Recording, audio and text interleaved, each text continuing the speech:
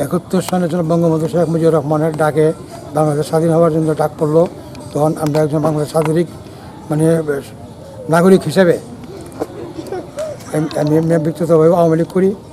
এই হিসেবে আমি এই দেশ স্বাধীনতার পক্ষে যুদ্ধে যাওয়ার জন্য বালাট কেন্দ্রে গিয়ে নাম লিস্ট করি। এখান থেকে আমাকে মেঘালয় জোয়াই সাব ডিভিশন AK-1 জায়গার নাম ট্রেনিং সেন্টার, এখানে আমি ট্রেনিং দিই। দেওয়ার পরে ফার্দার আমার দিকে আবার বালাট কেন্দ্রে পাঠানো হয়। বালাট কেন্দ্রে আমরা এখানেই যুদ্ধ করি। যুদ্ধ করার পরে যুদ্ধ শেষ স্বাধীন হওয়ার পর আমরা যোগীরগাঁও গ্রামে মেট্রো মোতালেবের অধীনে এখানে কেন্দ্র জমা দেওয়া সব অস্ত্রসহ আমরা এখানে জমা দিই। আমার জমা দেওয়ার পরে আমাদের যে ডিসচার্জ সার্টিফিকেট, ওই সার্টিফিকেট আমার সাথে আছে, অস্ত্র দেওয়ার সার্টিফিকেট আমার সাথে আছে। দেওয়ার পরে আমরা বাড়িতে আসার পরে বেশ 1-1.5 বছর 2 বছর পরে আমি এক মিথ্যা মামলা মার্ডারকে জড়িত হয়ে আমার সাজাপ্রাপ্ত হয়ে যায়। আমি অনেক দিন পর জেল থেকে বাড়ানোর পর আমি অনেক চেষ্টা করছি যে আমার নাম লিস্ট করার জন্য, কিন্তু আমি ব্যর্থ হইতে পারি, লিস্ট করতে পারি নাই।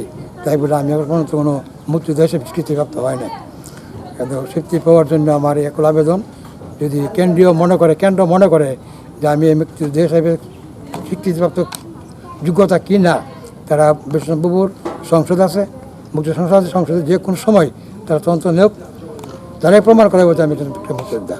আমার সাথে যারা ছিল তারা বাদুর টেকের হাসান আলী, রামপুরের শালবন, রামপুরের আব্দুল মান্নান, শালবন বাচ্চু, মঞ্জু, এবার সামাদ, আরও অনেকে আছে। এরপরেও আমার আকুল আবেদন যে বিষ্ণুপুর থানার যে বর্তমান সংসদ আছে, মুক্তিযোদ্ধা সংসদ আছে, সংসদে অনেক মুক্তিযোদ্ধা আছে যে আমাকে প্রমাণ করাবে যে আমি মুক্তিযোদ্ধা। আমি একজন প্রকৃত মুক্তিযোদ্ধা হিসাবে এখন পর্যন্ত আমি কোনো মুক্তিযোদ্ধা হিসাবে কোনো বাতা বা কোনো লিস্টের নাম ওঠে নাই। আমার তন্ত্রের মাধ্যমে আমি যেন একজন প্রকৃত মুক্তিযোদ্ধা হিসাবে আমার সরকার আকুল আবেদন যে আমি একজন স্বাধীনতার পক্ষে মেহনত করছি, কষ্ট করছি, তারা যেন আমার মুক্তি হিসাবে একটা মূল্যায়ন করেন এবং আমার একটা লিস্ট করেন।